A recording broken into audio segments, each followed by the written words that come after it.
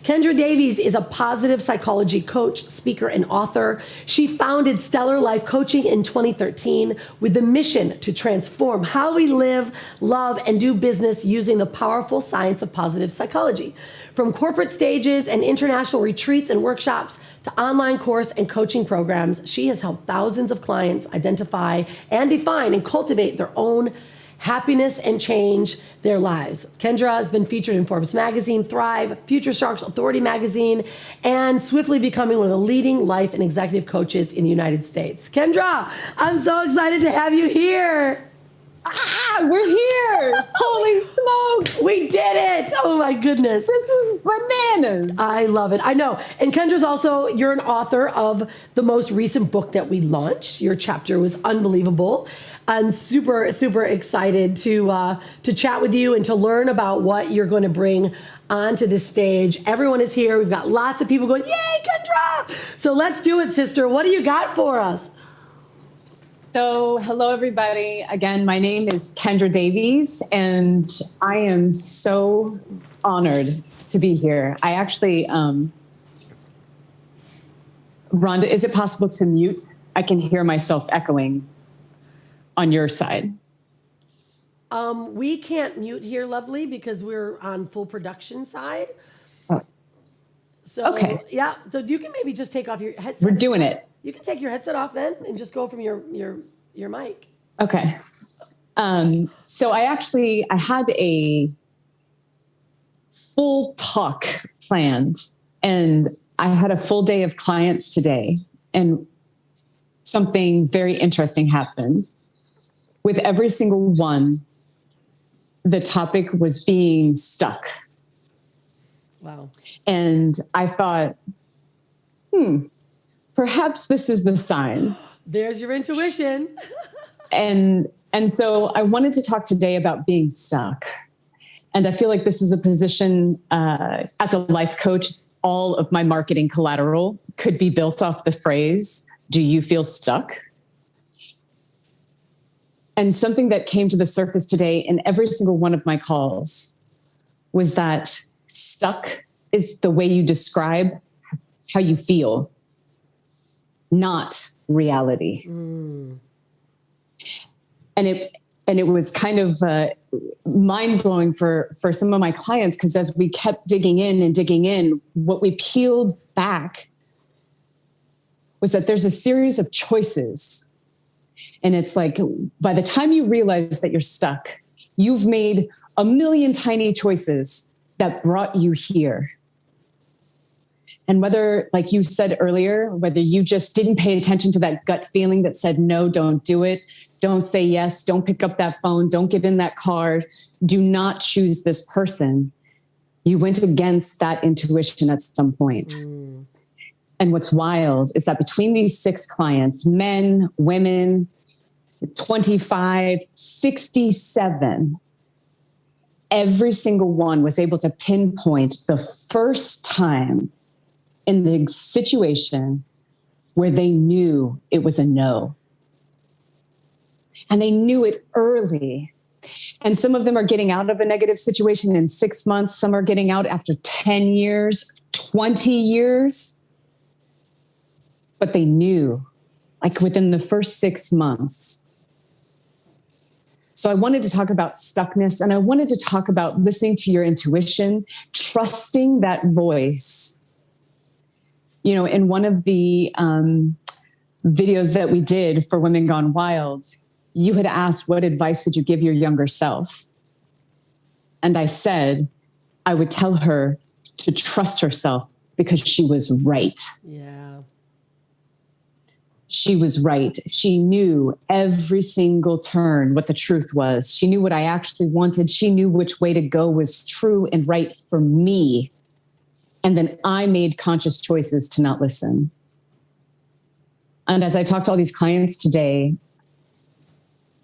they had the same experience. And I thought, what a perfect universal message to bring to the world.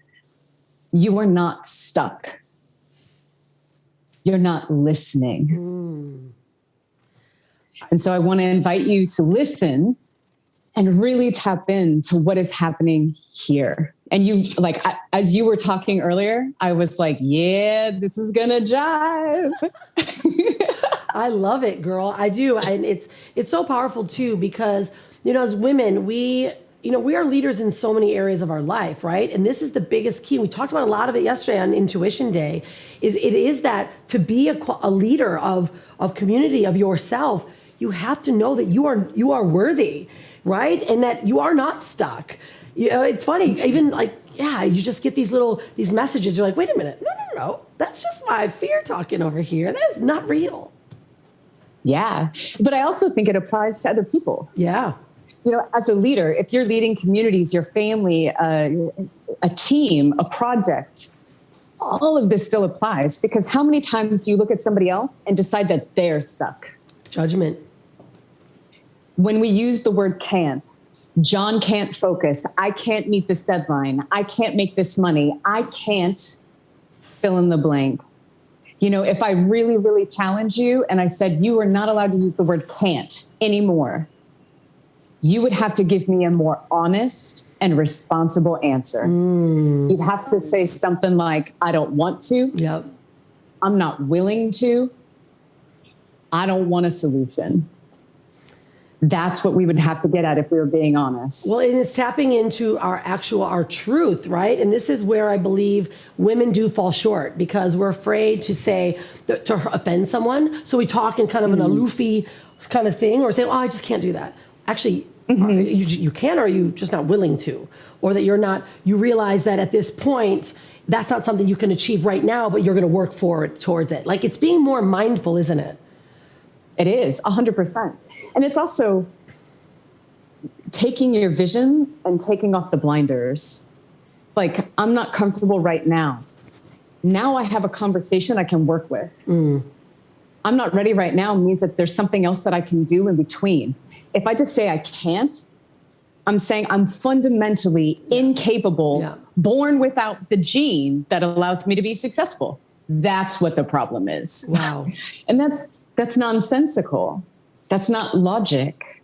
It's fear. And if we allow ourselves to, at the risk of sounding super crunchy, like my organic steel oats and shit, at the risk of sounding too crunchy, I want to befriend the fear. I want to know exactly what it's saying to me. So, okay, you don't feel like you can't. Okay, great. What's in the way? What is in the way? What do you need? I want to feel safe. How can you feel safe? I want certainty. Is certainty even possible? Can you control this outcome?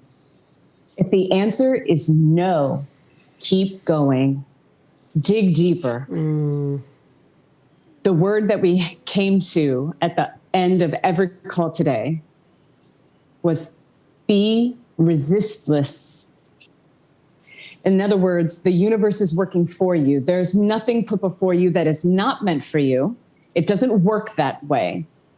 If it's meant for you, it will not miss you. I love it. So your only job is to not resist. Wow. Lean into the hard, lean into the difficult, lean into the challenging, have those difficult conversations, learn how to be authentic, feel comfortable in your body and in your skin, and then show up.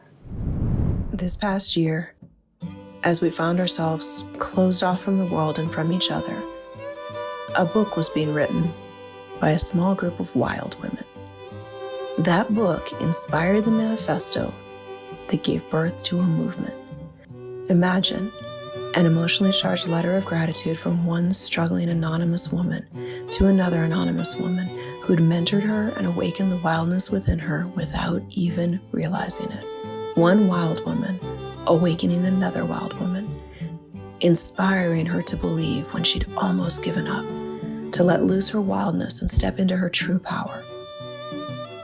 Being a wild woman means to lead fearless, to love fearless, to live fearless, to be kind, thoughtful, driven, and balanced, to embrace honest wealth, to trust our intuition, to develop true leadership, and to welcome diversity. We are Women Gone Wild. Come be wild with us.